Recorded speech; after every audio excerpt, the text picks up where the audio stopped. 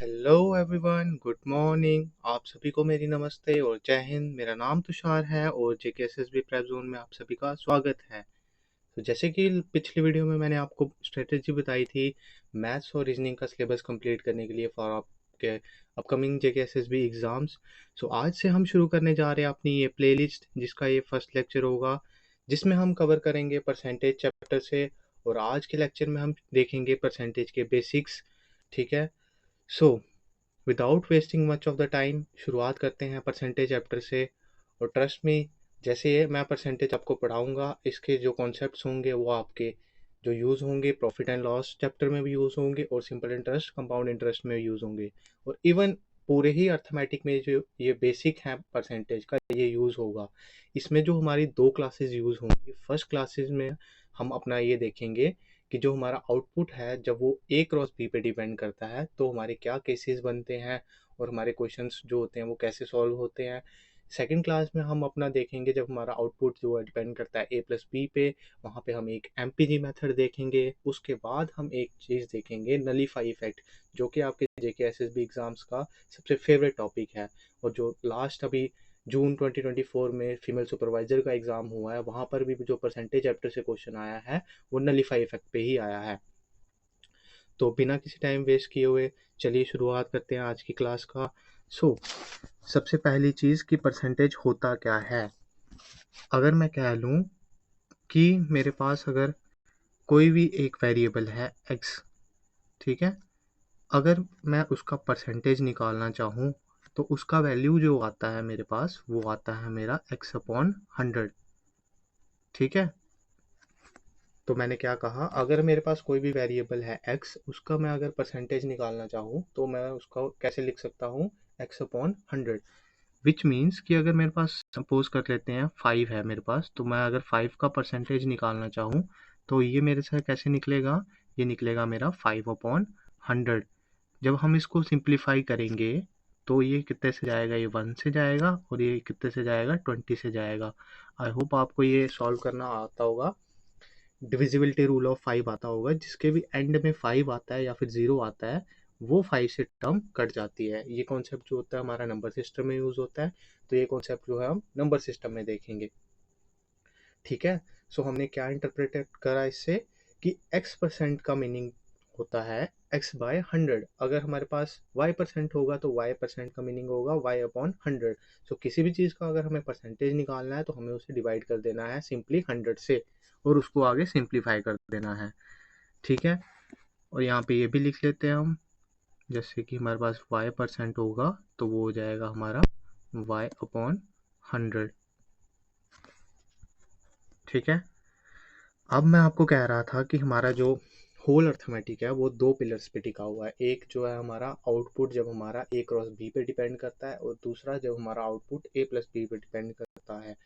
I hope अभी आपको ये चीज़ समझ नहीं आ रही होगी, बट वीडियो देखते रहिए। और साथ के साथ जब हम क्वेश्चन प्रैक्टिस करेंगे, क्वेश्चंस को जब हम थर्ड क्लास में जो हमारे प्रीवियस ईयर के क्वेश्चंस हैं वो जब हम सॉल्व करेंगे, आपको तब ये चीज़ समझ आ जाएगी कि मैं उस टाइम पे फर्स्ट वीडियो में क्या कॉन्सेप्ट आपको सिखाने की कोशिश कर रहा था। वैसे आज की क्लास में भी हमारा ये कॉन्सेप्ट यूज़ होगा।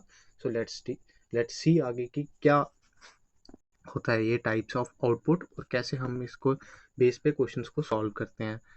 सो पहली चीज़ होती है हमारा, जिसमें हमारा आउटपुट है जो वो डिपेंड करता है ए क्रॉस बी पे।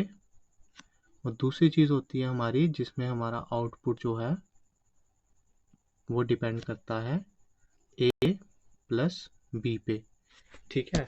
अब ए क्रॉस बी का आज हमें पढ़ना है, तो ए क्रॉस बी की मैं आपको एक एग्जांपल से समझाता हूँ।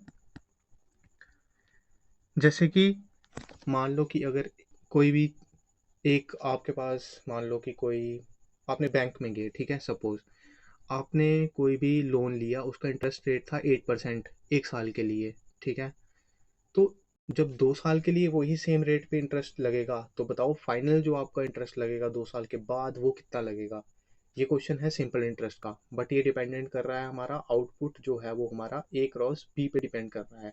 कैसे क्योंकि इंटरेस्ट जो था वो सेम लग रहा था और हर साल पे सेम लग रहा था, तो इसलिए जो पहले साल का इंटरेस्ट होगा और मल्टीप्लाई बाय सेकंड साल का इंटरेस्ट जो वो होगा वो हमारा टोटल होगा।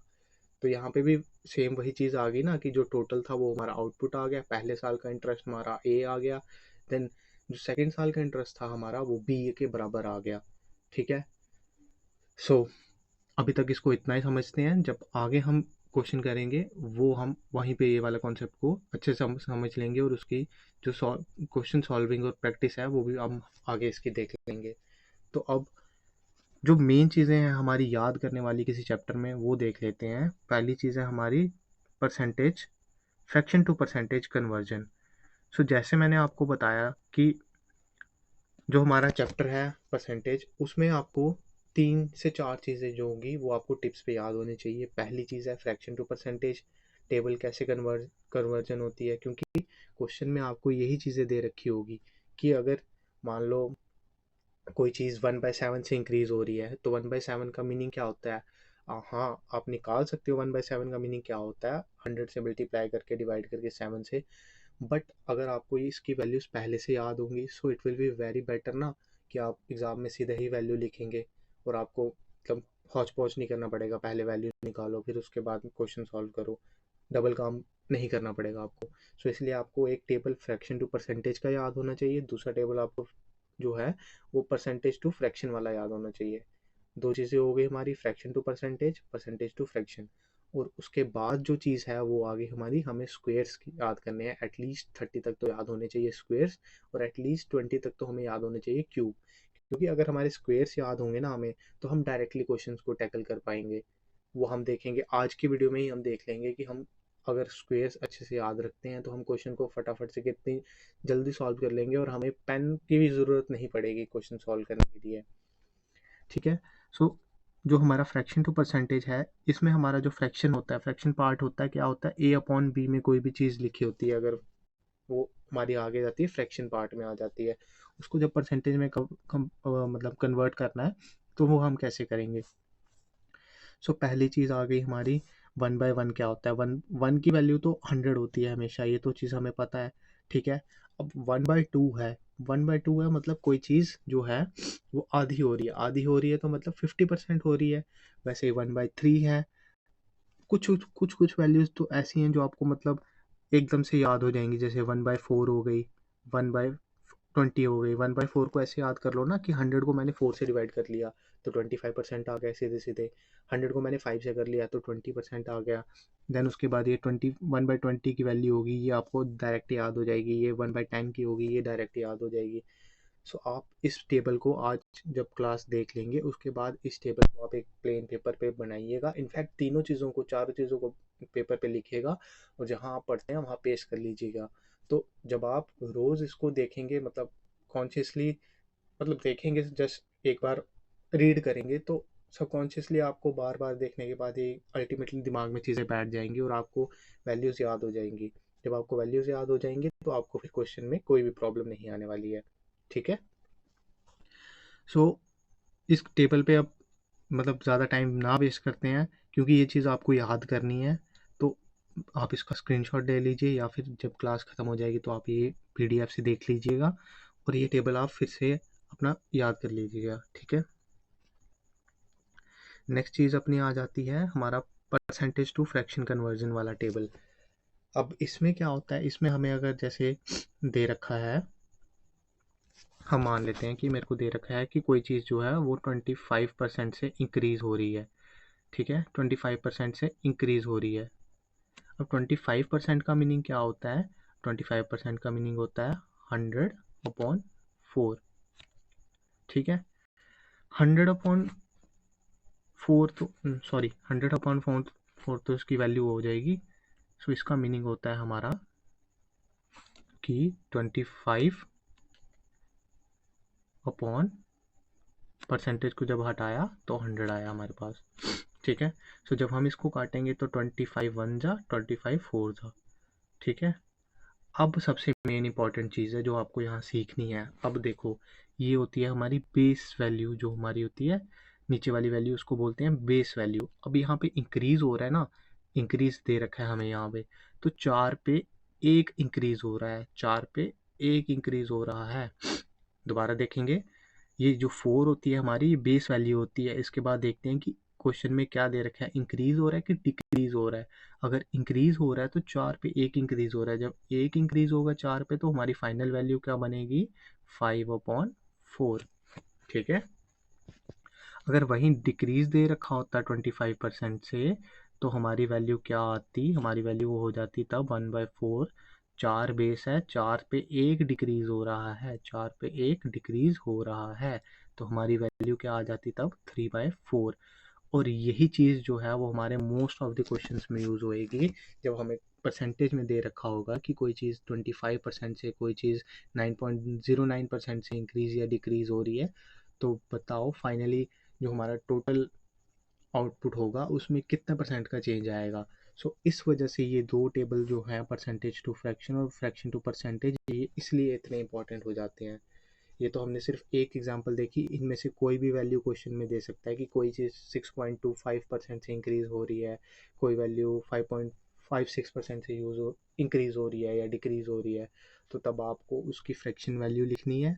देन इंक्रीज और डिक्रीज के लिए उसका बेस वैल्यू देखना है, बेस पे कितना इंक्रीज हो रहा है कितना डिक्रीज हो रहा है वो देखेंगे हम। दोबारा समझा देता हूँ, 25% का मतलब था 1/4। यहाँ दे रखा था कि इंक्रीज हो रही है वैल्यू। इंक्रीज का मतलब होता है 4 पे एक, बेस वैल्यू पे कितना इंक्रीज हो रहा है, एक इंक्रीज हो रहा है, तो हमारी फाइनल वैल्यू आ गई 5/4। ठीक है।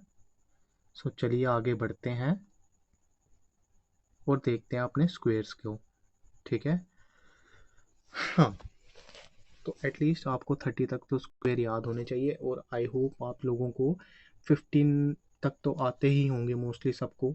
तो आपको 15 और याद करने हैं, और ये बहुत सिंपल है। देखो, 21 का स्क्वायर होता है 414। अगर किसी को स्क्वायर ना भी याद आ रहा हो ना एटलीस्ट उस टाइम पे, तो आपको लास्ट वैल्यू लेनी होती है। जैसे 24 है ना, 22 ले लेते हैं। जैसे जैसे 22 है, ठीक है, 22 का मेरे को स्क्वायर निकालना है, तो लास्ट वैल्यू ले ली इसकी 2 है। ठीक है, 2 का स्क्वायर निकाल लेंगे फटाफट से। 2 का स्क्वायर क्या होता है, 4। तो जो वैल्यू एंड करेगी ना, लास्ट डिजिट होगा जो, वो हमेशा 4 होगा। इसका मतलब यूनिट डिजिट होता है ना, उसका स्क्वायर कर लोगे तो आपको, जैसे यहाँ पे 484 है इसका आंसर फाइनली, तो लास्ट वैल्यू क्या है यहाँ पे इसकी, 4 है। इस तरह से हम, अगर हमें याद, मतलब कंफ्यूजन हो रही है कि 484 था या 486 था पेपर में, तो हम फटाफट से अपने दिमाग में ऐसे कैलकुलेट कर सकते हैं कि लास्ट का यूनिट डिजिट ले लिया और उसको मल्टीप्लाई कर लिया। तो इस तरह से हम अपना स्क्वेयर्स देखेंगे, और हमें 30 तक तो एटलीस्ट स्क्वेयर्स याद होने ही चाहिए। ठीक है, 30 तक आपको स्क्वेयर याद करने हैं। तीन चीज़ें हो गई अभी आपकी याद करने वाली, fraction to percentage, percentage to fraction table, then squares 30 तक एटलीस्ट। चलो नेक्स्ट आगे बढ़ते हैं। अब चलते हैं क्वेश्चन सॉल्विंग पे। ठीक है, अब देखते हैं क्वेश्चंस कि कैसे हमारे क्वेश्चंस जो है वो डिपेंड करते हैं।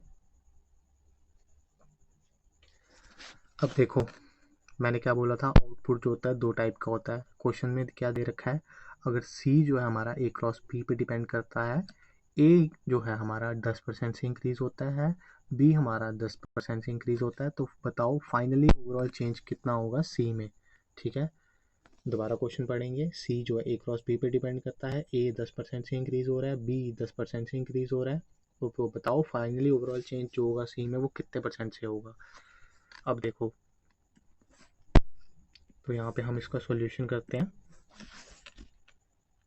10% से कोई चीज़ इंक्रीज हो रही है, इसका मतलब क्या है, हमारी बेस वैल्यू होती है 100, तो कोई चीज़ 100 से 110 हो रही है, 10% से इंक्रीज हो रही है ना, क्वेश्चन में दे रखा हुआ है।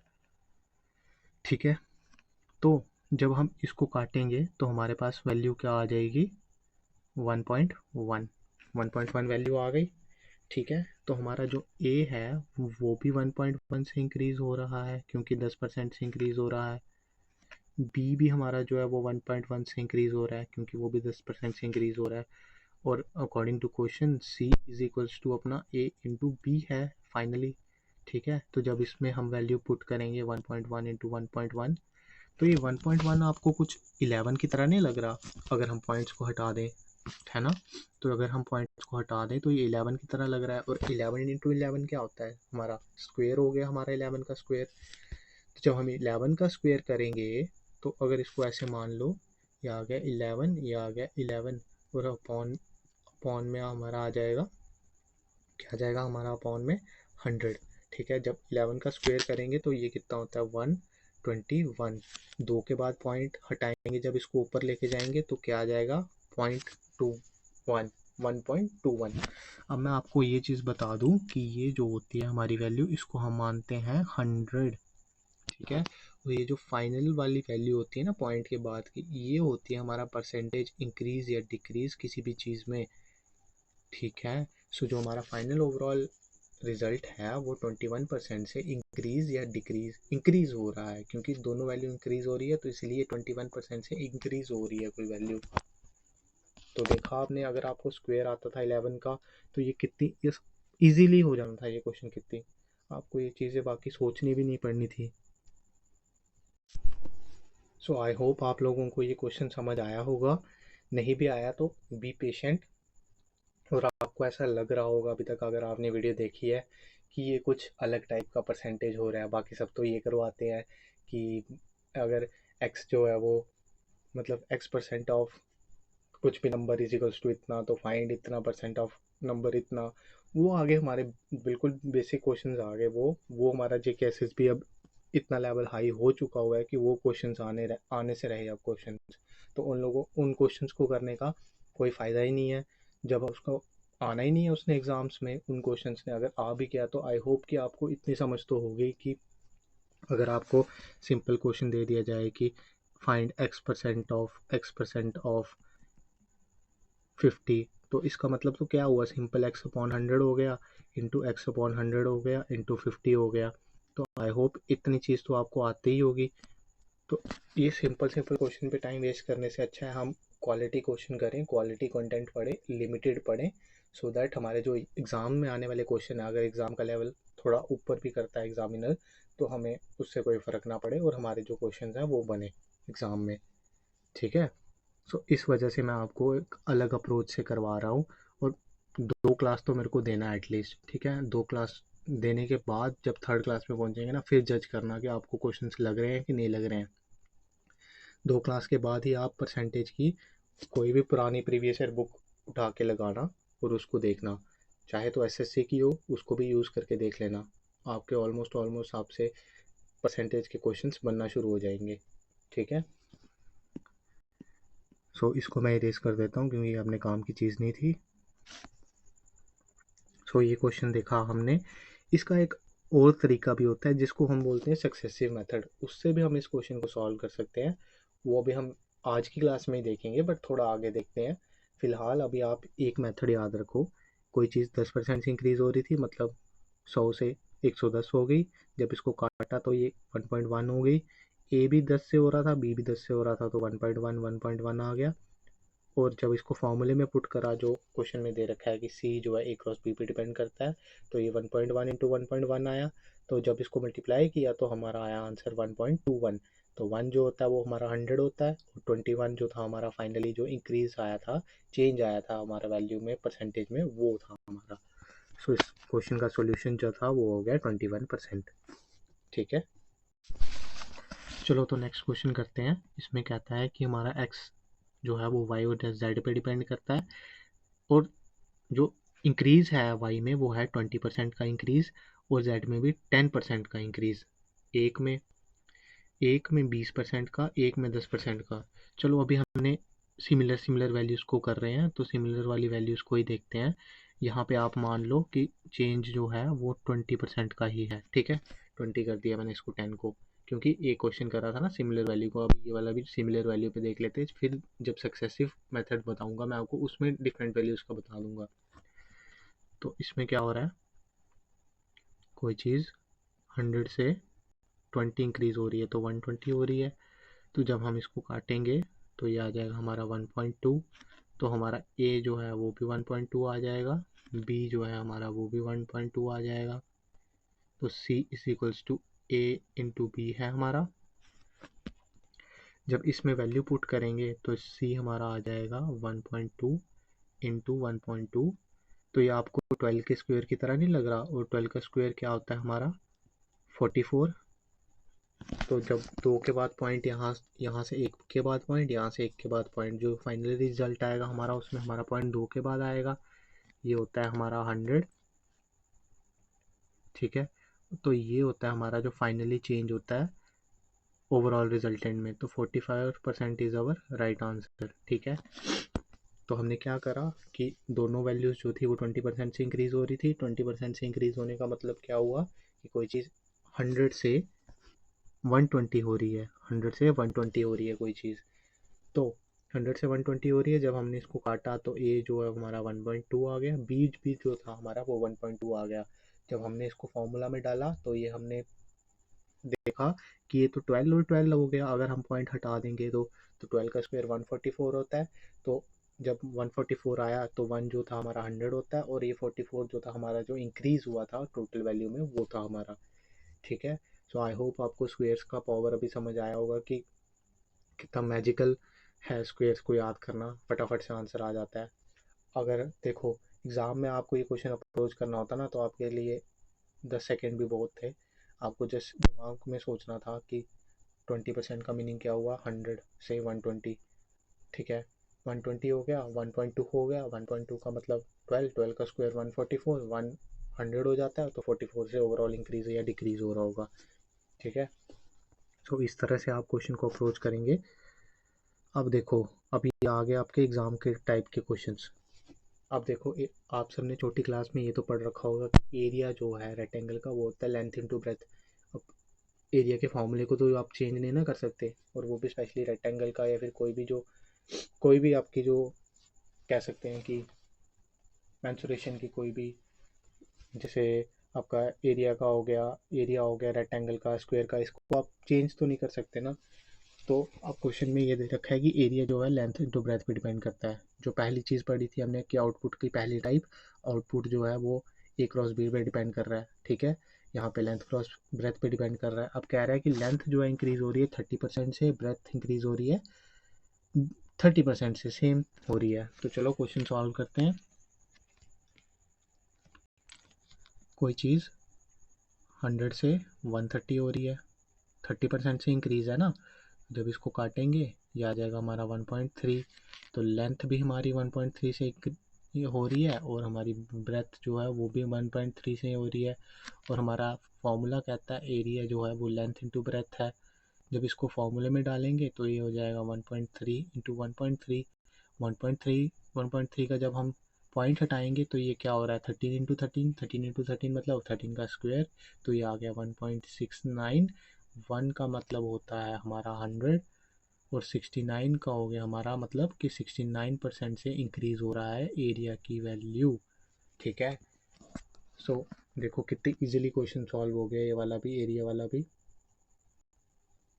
जस्ट आपको अगर स्क्वायर आता था तो आप फटाफट से क्वेश्चन कर सकते थे, और ऐसा कोई बड़ी बात नहीं है कि ये क्वेश्चन आपको जैसे JKSSB एग्ज़ाम में दिख जाए ये वाला क्वेश्चन। और ये फ्री के मार्क्स हैं, टोटली फ्री के मार्क्स हैं अगर आपको स्क्वायर्स आते हैं तो। और अगर आपको ये कॉन्सेप्ट आता है कि जो आउटपुट है हमारा ए क्रॉस बी पे डिपेंड करता है, और SSC एग्ज़ाम्स का भी ये मतलब one of the favourite question है। सो इन क्वेश्चंस को हम सक्सेसिव मेथड से भी कर सकते हैं, जो हमारा टेक्स्ट बुक मेथड है, जो हमारे मतलब बुक्स में दिया होता है। ठीक है, सो अभी हम नेक्स्ट चीज़ जो है वो सक्सेसिव ही पढ़ेंगे। ठीक है, चलो तो सक्सेसिव मेथड भी पढ़ ही लेते हैं अब, लगे हाथ। सक्सेसिव मेथड हमें ये कहता है कि जब हमारा आउटपुट है जो दो प्रोडक्ट पर डिपेंड करता है, डायरेक्टली प्रोपोर्शनल होता है प्रोडक्ट ऑफ टू वेरिएबल।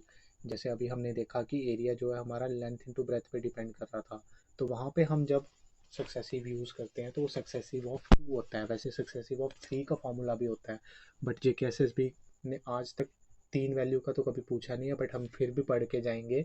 ठीक है, ताकि वर्स्ट केस सिनेरियो में अगर पूछ भी ले तो हमें आता हो। इवन SSC भी नहीं पूछता सक्सेसिव ऑफ 3। तो चलो फॉर्मूला को देखते हैं सबसे पहले।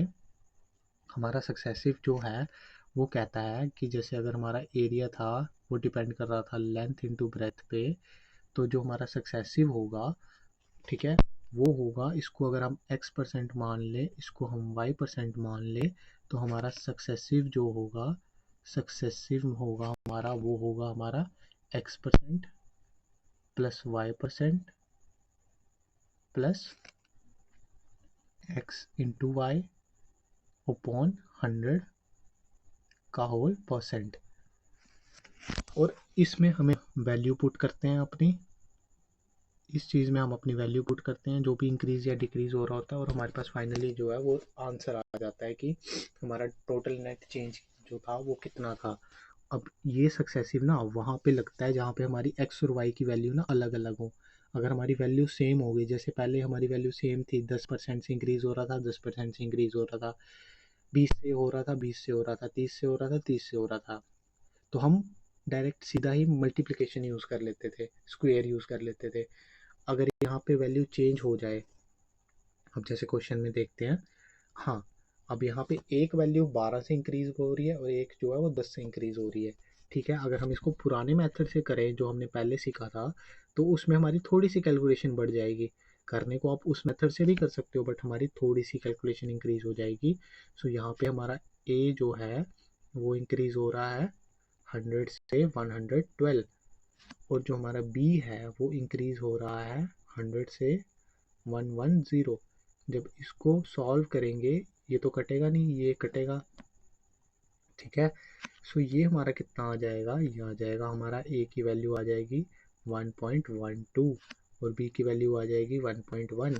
तो हमें इसको मल्टीप्लाई करना पड़ेगा इसके साथ। तो इसको इसके साथ मल्टीप्लाई करना थोड़ा आपको ऐसे नहीं लग रहा कि थोड़ा डिफिकल्ट है, बट यहाँ पे 11 है ना, तो मैं आपको लगे हाथ 11 का मल्टीप्लिकेशन रूल भी समझा देता हूँ साइड पे। एक मिनट, यहाँ पे देख लेते हैं हम 11 का मल्टीप्लिकेशन।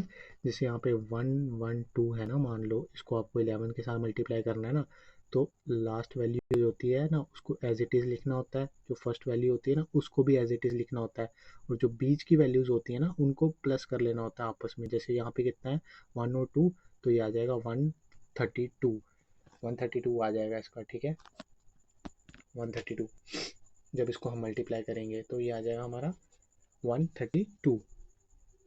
2 को एज इट इज़ 2 लिख दिया, 1 को एज इट इज़ 1 लिख दिया, और 1 इंटू 2 को 3 लिख दिया।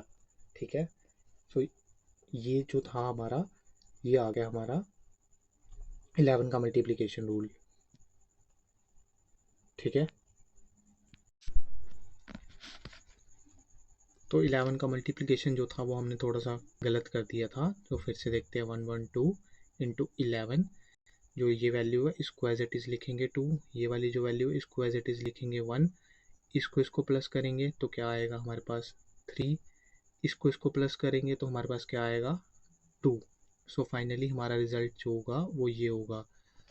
अब पॉइंट जो है वो कितने के बाद आएगा, पॉइंट जो है वो यहाँ पे 2 के बाद है, यहाँ 1 के बाद है, तो 1.23 करके इसको आप सॉल्व कर सकते हो। ठीक है, तो ये बता दिया मैंने आपको 11 का मल्टीप्लिकेशन। पहले मैंने सिर्फ ये वाले को प्लस करा था, बीच वाले को, सभी डिजिट्स को प्लस करना होता है आपको 11 के मल्टीप्लिकेशन में। ठीक है, तो इसको हम इरेज करते हैं, और पहला मेथड हमने देख लिया ये, जिसमें तुम्हारी थोड़ी सी कैलकुलेशन ज़्यादा जा रही थी। अब इसको हम सॉल्व करते हैं सक्सेसिव के मेथड से। सक्सेसिव के मेथड से कैसे सॉल्व करेंगे इसको, सक्सेसिव का फॉर्मूला होता है x% plus y% plus x into Y upon 100 का होल परसेंट। जब इस फॉर्मूले में हम अपनी वैल्यू पुट करेंगे तो कोई वैल्यू थी हमारी 12%, 10% प्लस 12 इंटू 10 अपॉन 100 का होल परसेंट। ये इसके साथ कैंसिल आउट हो जाएगी, ये 1.2 हो गया। ठीक है, और ये हो गया कितना 22% प्लस 1.2%। जब इसको ऐड करेंगे तो ये कितना हो जाएगा हमारा 23.2%। सो ओवरऑल जो इंक्रीज था हमारा वो कितना हो गया हमारा 23.2% से इंक्रीज हो गया हमारा ओवरऑल। ठीक है, सो आई होप आपको ये चीज़ समझ आ गई होगी कि जब हमारी सेम वैल्यूज़ होती है तो हम स्क्वायर यूज़ करके इजी मेथड से सॉल्व कर लेते हैं। जब हमारी डिफरेंट वैल्यूज़ होती है तो फिर हम हमारा सक्सेसिव मेथड यूज़ कर लेते हैं। ठीक है, सो बट चलो अब आगे बढ़ते हैं, अगला क्वेश्चन देखते हैं। इसको भी अभी हम सक्सेसिव से सॉल्व करने की कोशिश करते हैं। यहाँ पे क्या है, बट यहाँ पे है डिक्रीज। पहले हम देख रहे थे सिर्फ इंक्रीज वाले केस, सो इसमें 3 केसेस बनते हैं हमारे। एक बनता है हमारा इंक्रीज का केस, एक बनता है हमारा डिक्रीज का केस, और दूसरा लास्ट केस जो होता है हमारा वो बनता है हमारा एक इंक्रीज हो रहा है और एक डिक्रीज हो रहा है हमारा। ठीक है, सो चलो ये हम देख लेते हैं।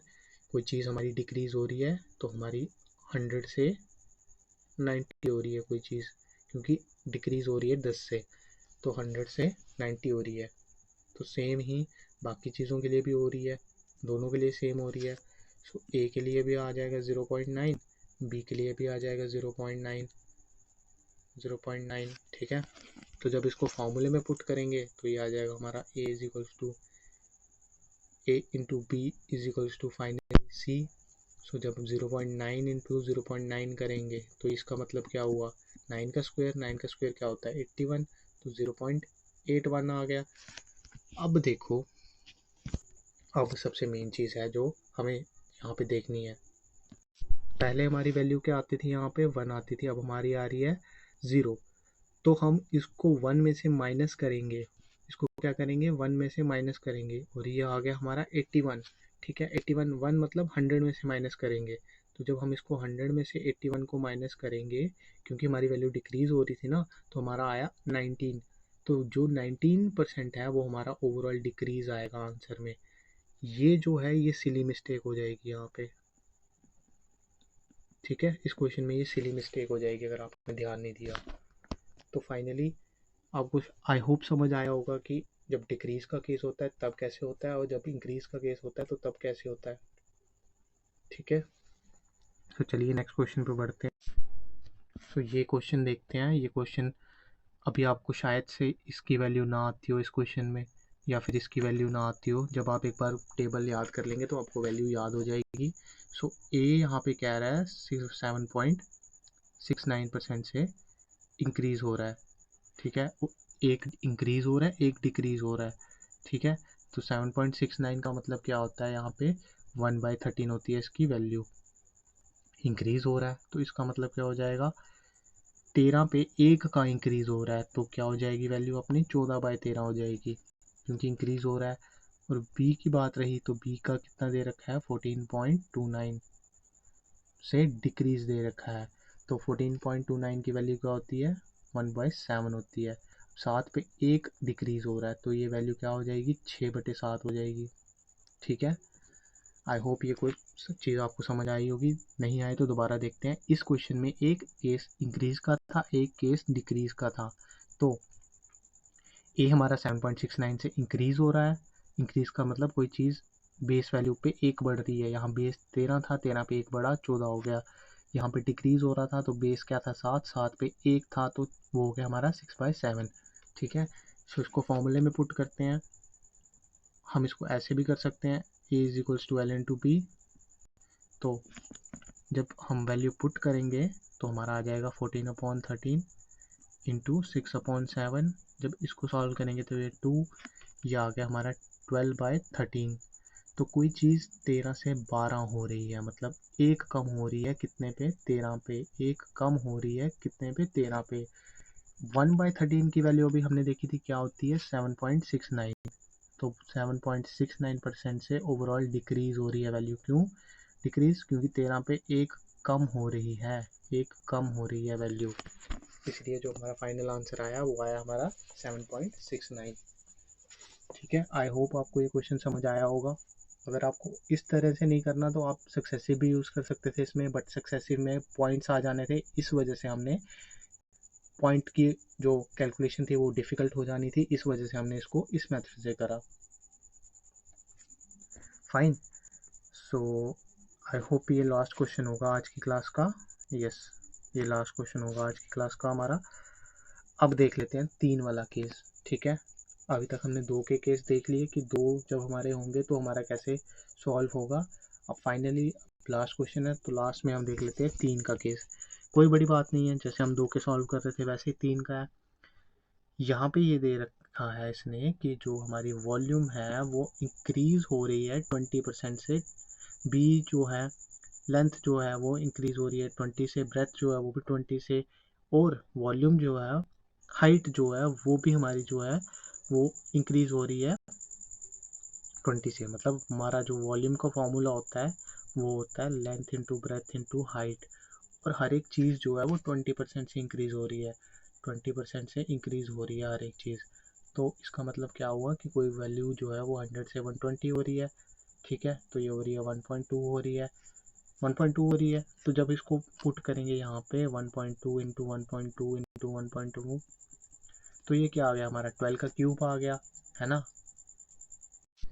सो अगर आपको 12 का क्यूब आता होगा तो आपको ये वह पता होगा कि 12 का क्यूब जो होता है हमारा वो होता है 71728, ठीक है। अब यहाँ पे हमारे पॉइंट थे 3 के बाद, ठीक है, 3 के बाद थे, तो ये जो वैल्यू थी हमारी 100 होती है। अब आप लोग कमेंट में करेंगे कि इसका फाइनल आंसर कितना होगा, ठीक है। अब जब आप कमेंट करेंगे फाइनल आंसर क्या होगा, तो इसको हम कल की क्लास से शुरू करेंगे और कल से डिस्कस करेंगे हम इसका आगे सक्सेसिव ऑफ 3 का जो फॉर्मूला होता है, ठीक है। सो आई होप आपको आज की क्लास समझ आई होगी। सबसे पहले समराइज़ कर लेते हैं क्लास में क्या क्या पढ़ा आज हमने, ठीक है। सो हमने शुरू करा था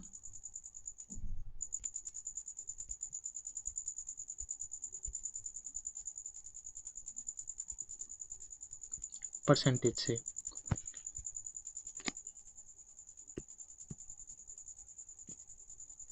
सो हमने शुरुआत करी थी परसेंटेज से।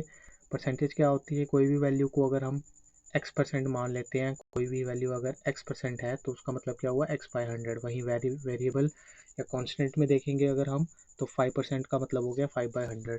दूसरी चीज़ हमने देखी, आउटपुट दो टाइप के होते हैं, a इंटू बी, a+b, और a इंटू बी के कॉन्सेप्ट के ऊपर आज हमने काम करा। तो उसके बाद हमने कहा कि आपको फ्रैक्शन टू परसेंटेज की कन्वर्जन आनी चाहिए, टेबल याद होना चाहिए, वहीं सेम परसेंटेज टू फ्रैक्शन वाला भी होना चाहिए। उसके बाद हमने ये कॉन्सेप्ट देखा कि जब कोई वैल्यू इंक्रीज़ या डिक्रीज़ हो रही होती है तो उसकी फाइनल वैल्यू जो होती है वो हम कैसे निकालते हैं। फाइनली हमने स्क्वेयर्स के टेब देखे 1 to 30 तक, और उसको हमने कहा कि आपको याद करना है। देन हम अपने क्वेश्चंस पे शिफ्ट हो गए। पहले 3 क्वेश्चन हमने देखे कि अगर हमें स्क्वायर याद हो तो कैसे हम क्वेश्चन को सॉल्व कर सकते हैं। पहला हमने देखा 11 का स्क्वायर था यहाँ पे क्वेश्चन में, नेक्स्ट में था हमारा 12 का स्क्वायर था, जो थर्ड था वो था हमारा 13 का स्क्वायर। उसके बाद हमने कहा कि चलो ठीक है, स्क्वायर्स तो हमने याद कर लिए, बट अगर दो डिफरेंट वैल्यू आ जाएंगी क्वेश्चन में तो तब हम क्या करेंगे। तो तब हमने सक्सेसिव फार्मूला देखा जो कि होता है x% plus y% plus x into Y upon 100, ठीक है। उसके बाद हमने देखा सक्सेसिव फार्मूले का इम्प्लीमेंटेशन, जहाँ पे हमने 12 था हमारा, एक वैल्यू 12% से इंक्रीज़ हो रही थी, एक 10% से इंक्रीज़ हो रही थी, दो डिफरेंट वैल्यू थी, उसको हमने जब सॉल्व करा तो वो कैसे करा। देन उसके बाद हमने क्वेश्चन देखा जहाँ पे वैल्यू डिक्रीज़ हो रही थी। अभी तक के सारे क्वेश्चन में हमने देखा कि इंक्रीज़ हो रही थी वैल्यू, अब हमने देखा कि जब वैल्यू हमारी डिक्रीज़ हो रही होगी। उसके बाद हमने देखा कि जब हमारी वैल्यू एक इंक्रीज़ हो रही थी और एक डिक्रीज़ हो रही थी, तब हमारा जो एरिया जो वो कैसे निकलेगा या टोटल चेंज जो है वो कैसे होगा। एंड फाइनली लास्ट में हमने 3 का देखा कि जब 3 वैल्यूज़ आ जाएँ हमारे पास क्वेश्चन में तो तब हम कैसे इस फॉर्मूले को यूज़ करते हैं। और सक्सेसिव ऑफ 3 जो है वो हम कल की क्लास में पढ़ेंगे। तो आप ये क्वेश्चन का आंसर जो है वो कमेंट में डालिएगा कि क्या इसका आंसर होगा।